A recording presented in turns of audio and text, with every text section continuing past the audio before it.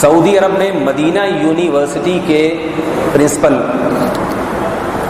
Medina university کے جو سب سے بڑے ناظم ہیں شیخ عطیہ سالم، بہت بڑے بزرگ ہیں، بوڑھے ہو گئے،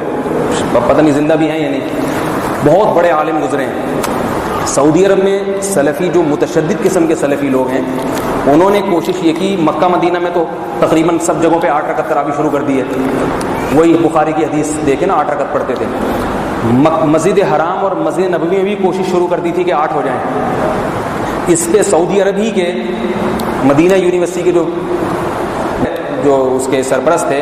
شیخ عطیہ سالم، انہوں نے کتاب لکھی تاکہ اس عمل کو روکیں، اور اس کتاب کا نام ہے التراویح اکثر من 1000 عام، 1000 سال سے زائد تراویح، نام التراویح اکثر من 1000 عام، 1000 سال سے زائد،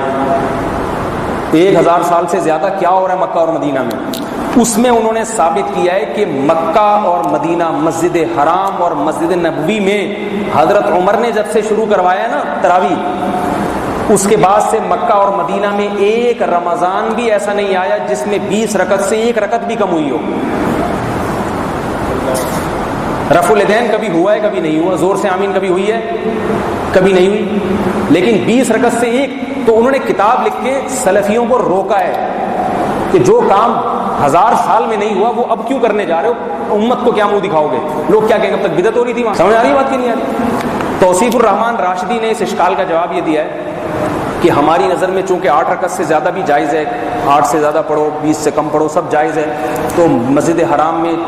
یہ بھی جائز ہے جو 20 ہو رہی ہے، کیونکہ وہاں کا تو دفاع کرنا ہے نا، ہم لوگ کے بارے میں دفاع نہیں کرنا کہ یہ بھی جائز ہے تو چلو یہ بھی ٹھیک ہے نا، ان کا چونکہ دفاع کرنا ہے، عربوں کو اپنا ہمنوا بنانا ہے۔ سوال پیدا ہوتا ہے جب یہ بھی جائز ہے وہ بھی جائز ہے آپ کی رائے کے مطابق، تو پھر مکہ والوں کو چاہیے کبھی 20 پڑھ لیں، کبھی 10 پڑھ لیں، کبھی 5 6 پڑھ لیں، کبھی 8 پڑھ لیں، سب جائز ہے، تو 20 ہی پہ کیوں؟ اصل سوال یہ ہے، اس کا جواب ان کے تحریروں میں نہیں ملے، اس کا اصل جواب ان کی زبان سے ہونا چاہیے کہ غلط ہو رہا ہے۔